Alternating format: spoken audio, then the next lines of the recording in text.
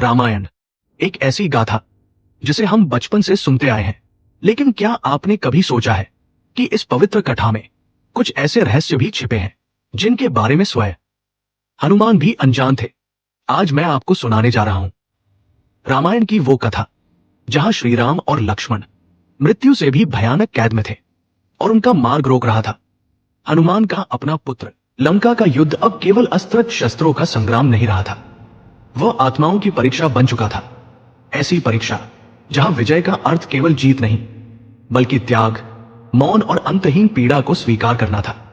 आकाश पर छाई धूल किसी रण का अवशेष नहीं थी, वह समय की थमी हुई सांस थी।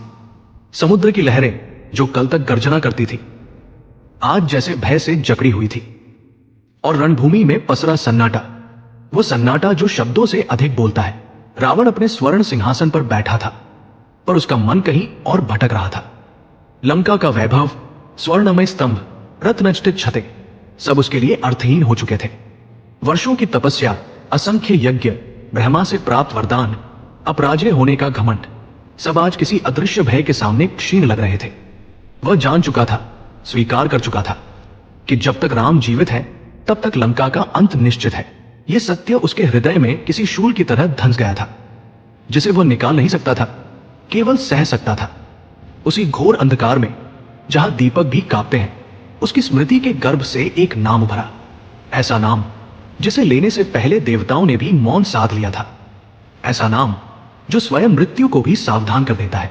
रावण के होंठ हिले पर स्वर फुसफुसाहट से आगे न बढ़ सका।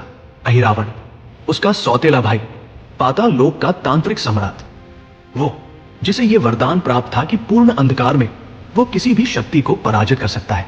जैसे ही यह नाम उच्चारित हुआ, आकाश में बादल गरजे, बिजली चमकी, धरती ने कंपन महसूस किया, मानो प्रकृति स्वयं इस निर्णय को दर्ज कर रही हो। अमावस्या की रात आई, पर यह कोई साधारण अमावस्या नहीं थी। यह वह रात्रि थी जब अंधकार केवल बाहर नहीं भीतर भी उतर आता है। नींद पहरेदार बनकर बैठ गई, पर सुरक्षा के लिए नहीं, चेतना को बांधने के लिए। वानर सेना थकान में डूबी थी। युद्ध की विभीषिका के बाद पहली बार शिविर शांत था, पर यह शांति किसी आश्वासन जैसी नहीं थी, यह तूफान से पहले का मौन थी। राम ध्यान में थे, उनकी श्वास स्थिर थी, जैसे सृष्टि की धड़कन से जुड़ी हो। लक्ष्मण सजग थे, उनकी आंखें खुली थी, पर चेतना भीतर केंद्रित थी। पर उसी क्षण उस मौन के भीतर कोई साया सरका, कोई मंत्र गूंजा, इतना धीमा कि केवल आत्मा सुन सके। धरती ने एक क्षण के लिए कराह भरी, और फिर बिना किसी चेतावनी के राम और लक्ष्मण अदृश्य हो गए। न प्रकाश फटा, न ध्वनि गूंजी, केवल रिक्तता रह गई। प्रभात हुआ, सूर्य उगा, पर उजाला नहीं आया, जैसे प्रकाश भी इस रहस्य को छूने से डर रहा हो।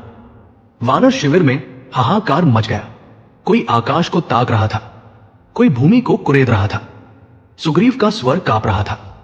उनका हृदय जानता था, यह साधारण अपहरण नहीं है।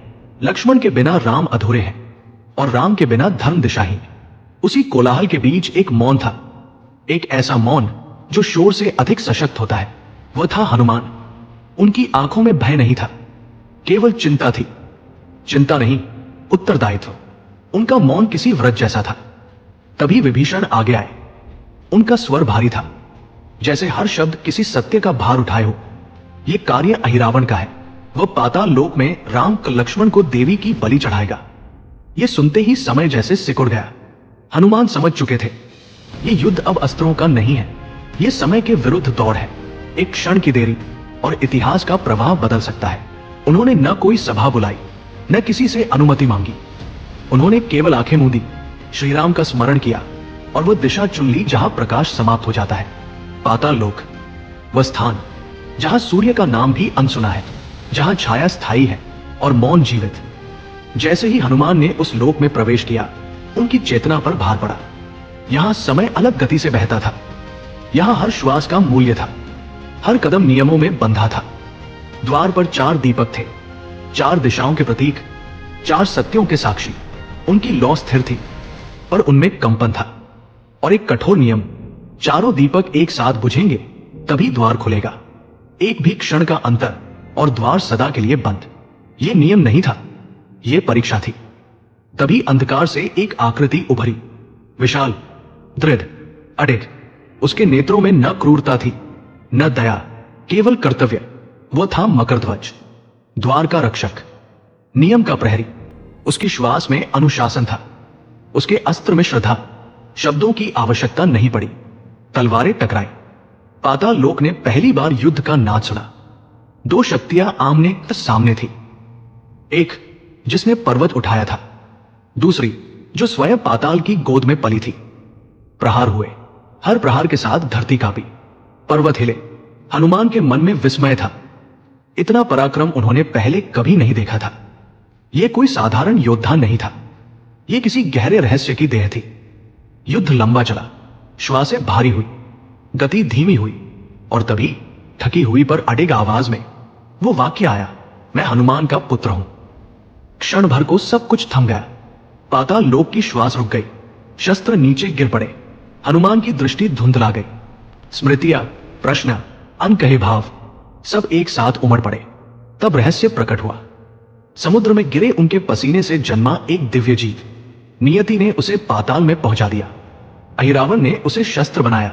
एक पुत्र जिसे पिता का स्पर्श नहीं मिला, एक पिता जिसे अपने रक्त का ज्ञान नहीं था। और समय करुणा नहीं जानता। देवी का मंत्रोच्चार गूंजने लगा। अहिरावण बलि देने को तत्पर था। दीपकों की लौ स्थिर थी, हर क्षण मृत्यु के समीप था।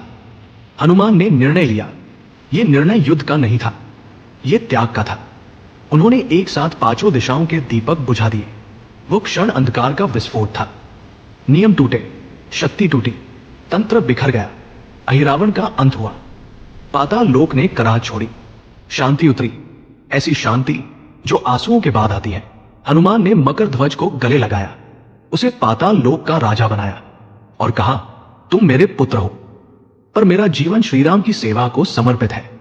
यह त्याग किसी आदेश से नहीं, प्रेम से जन्मा था। रामायण केवल कथा नहीं, यह चेतना है। यह हमें सिखाती है कि धर्म तलवार से नहीं, त्याग से जीता जाता है। कथा समाप्त नहीं हुई, वो श्रोताओं के हृदय में उतर गई और वहीं अमर हो गई।